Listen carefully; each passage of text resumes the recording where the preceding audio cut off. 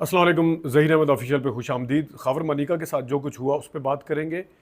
और जज साहब जो हैं वो उठ के चले गए चैम्बर में और उन्होंने एक किस्म का फ़ैसला सुनाने से इनकार कर दिया। एक आपको रिसेंट पास्ट का किस्सा सुनाएंगे। इमरान खान साहब का ही केस था, लेकिन वहाँ पे क्योंकि सज़ा होनी थी तो जज ने क्या किया, यहाँ पे रिहाई का एक चांस बन रहा था, मुमकिन था कि वो रिहा हो जाते। अब जज साहब ने, दूसरे जज हैं, उन्होंने क्या किया, ये बड़ा इंटरेस्टिंग है, ये आपके सामने रखेंगे।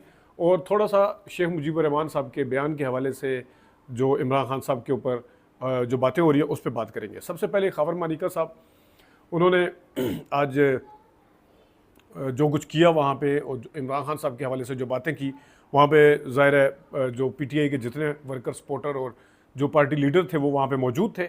और उन्होंने सब गुस्से में आए, फिर रिएक्ट किया, बाहर आके एक सीन क्रिएट हो गया। तो ये देखने वालों ने देखा आज।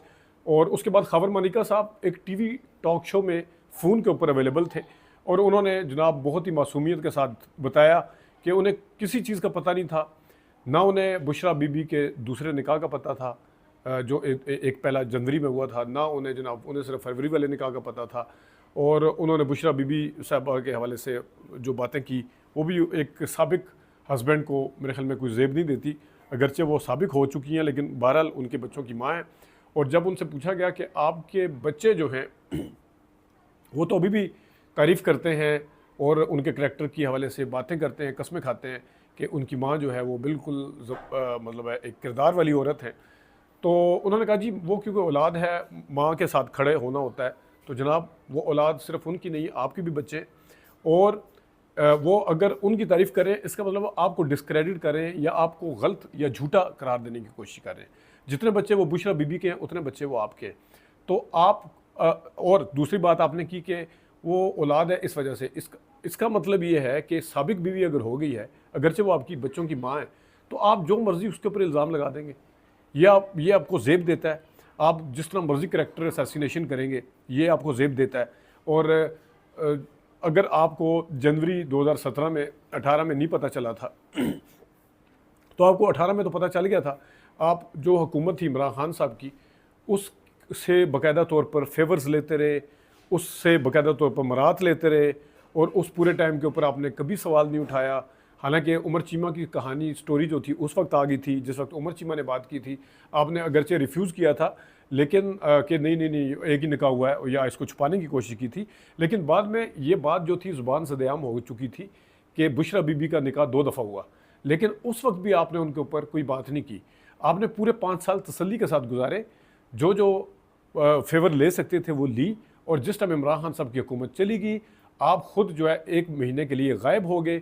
उसके बाद आपके अंदर आके गैरत भी आ गई, आपके अंदर आपको सच्चाई बताने का भी ख्याल आ गया, और आपने जाके अदालत के अंदर बातें करनी भी शुरू कर दी कि नहीं नहीं नहीं इस तरह नहीं हुआ था, ये तो बिल्कुल किरदार वाली। और फिर जो कुछ वो जो इतराफ़ी बयान में जो आपके मुलाजिम थे लतीफ़ साहब, और फिर जो इतराफ़ी बयान के अंदर जो जो घिनौने इल्ज़ाम लगाए, उसको तो आप मतलब सरेआम इधर डिस्कस भी नहीं कर सकते कि जो वो उन्होंने मुलाजिम ने, और मुलाजिम के भी डबल स्टैंडर्ड थे। वो किस किस तरीके से, एक तरफ तो खामन जो है अपनी बीवी से डर रहा है, मुलाजिम जो है वो बकौल मुलाजिम साहब के वो उस कमरे में जा रहा है वहाँ इमरान खान साहब के साथ जहाँ बैठी हुई हैं, बगैर इजाज़त के जा रहे हैं। और वो खैर एक अलग सेपरेट है, उसके ऊपर उस टाइम बड़ी बात हुई थी। तो ये हैं जनाब खबर मानिका साहब, जो कि बबांगे दहल वो ये कह रहे हैं। और दूसरी बात, क्योंकि खबर मानिका साहब को नज़र आ गया था कि फ़ैसला हो सकता है मुमकिन तौर पे कि इमरान खान साहब रिहा हो जाएंगे, क्योंकि जज वगैरह के रिमार्क से भी लग रहा था, लेकिन उन्होंने एतराज़ उठा दिया, उन्होंने ख़त लिख दिया। और जज साहब जो हैं वो बजाय फ़ैसला सुनाने के वो उठ के चले गए। उन्होंने कहा जब ये एतराज़ आ गया है तो इस वक्त फ़ैसला सुनाना मुमकिन नहीं है। तो ये मामला जो है ये लटक गया। तो जो एक क्या सराहियाँ की जा रही थी कि इमरान खान साहब को फेवर मिल सकती है और इमरान खान साहब ये होगा, तो वो कुछ भी ऐसा नहीं हुआ। अब मैं आपको बड़ा दिलचस्प किस्सा सुनाता हूँ। तोशा खाना केस था जिसके अंदर इमरान खान साहब की गिरफ्तारी डाली गई, सज़ा हुई उनको बाकायदा तौर पे, और वो जज थे हुमायूं दिलावर साहब। हुमायूं दिलावर साहब ने जिस वक्त हेयरिंग शुरू की, उस वक्त पीटीआई ने कहा कि हमें इसके ऊपर एतराज़ है। उन्होंने फिर सुप्रीम कोर्ट के अंदर तक या हाई कोर्ट में भी कहा था, वहाँ से भी एतराज़ रिजेक्ट हो गया था कि हमें इस जज के ऊपर एतराज़ है। अच्छा, वो एतराज़ क्यों था? आपको याद होगा कि फेसबुक के ऊपर उनकी एक पोस्ट थी, जिस फेसबुक अकाउंट को उन्होंने ओन किया था, उसको इंडोर्स किया था, उसी फेसबुक के ऊपर इमरान खान साहब के हवाले से अकाउंट जो पुरानी पोस्ट थी वहाँ से जज साहब का अपना जो एक ख्याल था, अपना जो एडिटोरियल लाइन कह लें या एडिटोरियल तो खैर हम अपने मीडिया के लिए इस्तेमाल करते हैं, लेकिन जो उनकी एक बाइस थी वो सामने आई। जज साहब ने फिर भी अपने आप को रिक्यूज़ करने से मना कर दिया, इनकार कर दिया और वो वापस नहीं उतरे और उन्होंने केस सुना। वो केस बड़ी अदालतों में भी गया। जब कि वो अपने केस से अलग नहीं हुए तो फिर पीटीआई हाल दुआइयाँ करती रही कि ये केस मेंटेनेबल नहीं है, उसके ऊपर भी उन्होंने वो गलत लिया। उन्होंने कहा जी हम अपने डिफेंस के अंदर कुछ चीज़ें पेश करना चाहते हैं, हमें एक दिन का मौका दिया जाए, क्योंकि हमारी जो जितनी टैक्सेशन से रिलेटेड चीज़ें या दूसरी चीज़ें वो कराची में हैं तो हमने कराची से मंगवानी है। उनको वो मौका भी नहीं मिला था। अब क्योंकि वहाँ पे सज़ा देना मकसूद था तो जज साहब जो थे वो किसी भी एतराज़ को मानने के लिए तैयार नहीं थे, ना वो रिक्यूज़ करने के लिए तैयार थे, ना वो पीछे हटने के लिए तैयार थे। जब तक कि उन्होंने सज़ा नहीं सुना दी तो उस वक्त तक उन्होंने दम नहीं लिया। उसके बाद फिर वो लंदन गए, फिर फेसबुक वाला सारा कुछ हुआ, वो सारा कुछ अपनी जगह पे, लंदन में जो उनके साथ हुआ वो अपनी जगह पे। लेकिन एंड ऑफ द डे क्या हुआ, वो ये हुआ कि फ़ैसला जो है वो उड़ गया। जज हुमायूं दिलावर का फ़ैसला सस्टेन नहीं कर सका। इसका मतलब ये है कि वो जो एतराज़ कर रहे थे वो बिल्कुल दुरुस्त था और उन्होंने मेरिट की बुनियाद के ऊपर वो फ़ैसला नहीं किया था और ना ही उसकी हेयरिंग की थी और ना ही जो उनको राइट्स बनते थे वो दिए थे।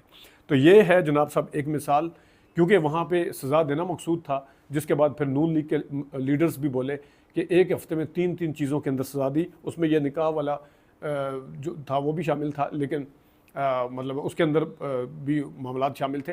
लेकिन बहरहाल तोशाखाना वाला जो था वो सबसे पहला केस था जो हुआ। बाद में वो 3 अलग से हुए थे, वो अलग है, लेकिन वो फ़ैसला रह नहीं सका, वो ख़त्म हो गया।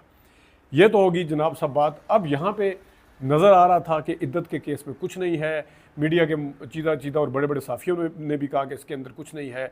जो कोर्ट रिपोर्टर हैं, उन्होंने जो रिपोर्ट करते हैं, जो केस की मेरिट को समझते थे, उन्होंने भी कहा कि इस केस के अंदर कुछ नहीं है। तो हर तरफ ये बिल्कुल नज़र आ रहा था, जिसे कहते हैं कि फ़ैसला जो है वो इमरान खान साहब के हक़ में आएगा और इमरान खान साहब के पीछे एक पत्थर या एक रुकावट रह जाएगी तो वो बाद में हटेगी, लेकिन एक ये दूर हो जाएगी। लेकिन हुआ क्या कि वो जनाब साहब फ़ैसला जो है वो लटक गया और जब तक वो फ़ैसला दोबारा सुनाया जाएगा, अब जिस तरह पंजाब हुकूमत कह रही है कि इमरान खान के ख़िलाफ़ आर्टिकल 6 के केस बनाए जाएंगे और पता नहीं क्या क्या किया जाएगा और फिर तोशाखाना के नए केस बनाए जाएंगे, तो जब तक नया उनके लिए कोई जाल नहीं बिछाया जाता उस वक्त तक ये मामला लटका दिया गया।